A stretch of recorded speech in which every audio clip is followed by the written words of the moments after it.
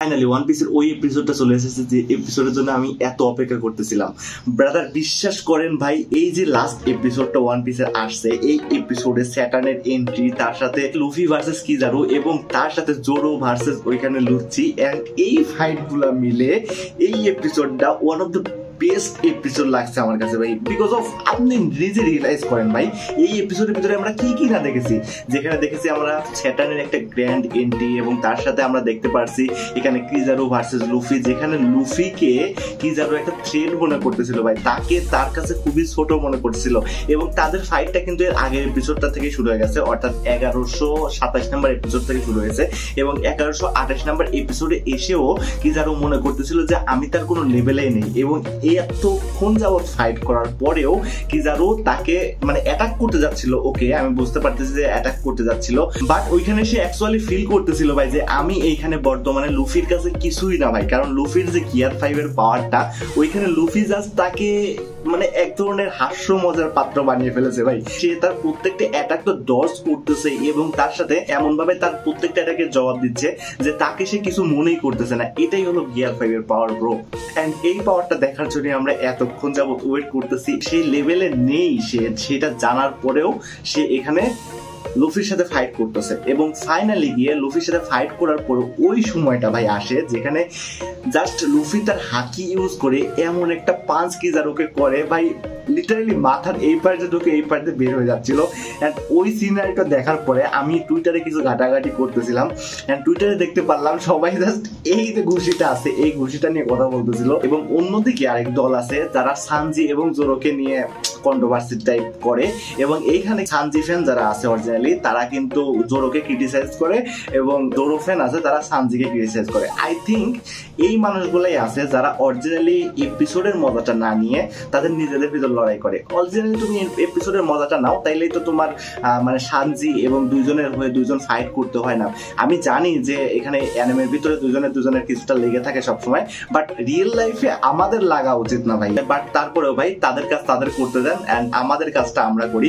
অর্থাৎ এখন বর্তমানে যখন আসে স্যাটার্ন এবং স্যাটার্নের ওই যে এন্ট্রিটা ভাই, ওই সময় যে বিল্ড আপটা করে ভাই, মানে অ্যানিমেশন দিয়ে বলেন, ওই যে ব্যাকগ্রাউন্ড মিউজিক দিয়ে বলেন, সবার রিয়েকশন দিয়ে বলেন, এই সবগুলা জিনিস যখন একসাথে মিলে একটা আলাদা লেভেলের বিল্ড আপ তৈরি হয় ভাই, তখন লিটারালি ফিল হয় ভাই এই জিনিসটা যে এমন কেউ আসতেছে বা এমন কেউ আছে এখানে যে বা যাকে সব থেকে স্ট্রংগেস্ট বলা যায় ভাই। ওই টাইমটাতে লিটারালি ওই টাইমটাতে আমার এই যে অ্যানিমেশনের কাজটা ওয়ান অফ দ্য গ্রেটেস্ট লাগছে ভাই। এখানে ডার্ক একটা ফ্লো কাজ করছে এবং তার সাথে তাদের অ্যানিমেশন কোয়ালিটিটা ওইখানে ডাউন হইতে দেয় নাই এক কথায়, এবং ওইখানে যে ভাইবটা সে ফিল করাইছে অ্যানিমেশনের মাধ্যমে এবং যেভাবে বিল্ড আপটা করা হয়েছে এন্ট্রিটা, এবং ওইখানে যখন সে ট্রান্সপোর্ট হয়ে আসে মানে স্যাটার্ন যেখানে ছিল ওইখান থেকে যখন এইখানে আসে তখন কিন্তু যে একটা বিল্ড আপ তৈরি করা হয় এবং কতটা সুন্দরভাবে তাকে এন্ট্রিটা দেওয়া হয় এবং কিভাবে সে অরিজিনালি এন্ট্রি নিচ্ছে, এই জিনিসগুলো কিন্তু খুব সুন্দরভাবে বিল্ড আপ করে আমাদের সামনে রাখা হয়েছে। এবং এই বিল্ড আপটা দেখার পরে ভাই লিটারালি গায়ের ভিতরে একটা শিহরণ জাগতেছিল আমার যে এটা কি দেখতেছি আমি ভাই, সিরিয়াসলি এটা কি এমনই ভাই? লিটারালি ভাই ওইটা আমার কাছে বিলিভই হচ্ছিল না যে ভাই এত সুন্দর অ্যানিমেশন প্রোভাইড করতেছে। এন্ড এই অ্যানিমেশনের ভিতরে আমার কোনো কমপ্লেন তো নাই ভাই, বরং আমি এটাকে অ্যাপ্রিসিয়েট করব যে এইরকম অ্যানিমেশন অন্তত কিছু মানুষের ক্ষেত্রে দেওয়া উচিত ছিল, যেমনটা স্লো লিভলিং, তারপর টিবেট আমাদের অ্যানিমে, অ্যান্ড টিবেট অ্যানিমের যে অ্যানিমেশন কোয়ালিটি ভাই literally one of the fucked up anime এই মাস্টারপিসে করে ফেলছে এই অ্যানিমেশন এনে। এন্ড লিটারালি ওইখানে প্রত্যেকটা জায়গায় জাস্ট মনে হচ্ছে যে মাঙ্গা থেকে যে ক্যারেক্টারগুলো আছে ওই ক্যারেক্টারগুলো এনে একটা মোশন গ্রাফিক্স বসিয়ে অ্যানিমেশন বানিয়ে ফেলেছে এবং অ্যানিমে এপিসোড বানিয়ে ফেলেছে। আমার অনেকটা পছন্দের মানবা ছিল ওইটা, এবং ওই মানবাটার অ্যানিমেশন যে এমনটা হবে এটা আমি কোনোভাবে এক্সপেক্ট করতে পারি নাই। আমি লিটারালি ওইটা নিয়ে আনন্দিত ছিলাম যে এটার অ্যানিমেশন ফাইনালি আসতেছে। লিটারালি এইটা একটা কোনো ধরনের ডিসরেসপেক্ট বলা যায় না, ডিসরেসপেক্ট থেকে অনেকটা নিচে বলা যায়। আচ্ছা যাই হোক, আমরা ওটা নিয়ে কথা বলতেছি না, আমরা মূল পয়েন্টে আসি। এবং তারপরে কিন্তু এখানে স্যাটার্নের এন্ট্রি হয় এবং আমরা অন্যদিকে দেখতে পারি জোরোর রিয়াকশন, লুচির রিয়াকশন এবং তার সাথে লুফির রিয়াকশন, এবং তার সাথে ভাই যে রিয়াকশনটা সব থেকে বেশি হার্ট করছে আমাদেরকে সেইটা হলো বনির রিয়াকশন। ইয়েস ব্রাদার, বনির যে একটা পাস্টের কাহিনী আছে ওই জিনিসগুলো কিন্তু কিছুটা আমাদেরকে দেখানো হয়েছে এবং ওইটার ফুল ফর্ম কিন্তু আসতেছে, অর্থাৎ আমাদেরকে শর্ট ফর্ম দেখানো হয়েছে, এখন ফুল ফর্মটা আসতেছে ইনকামিং সামনের এপিসোড গুলোতে আমরা পাবো।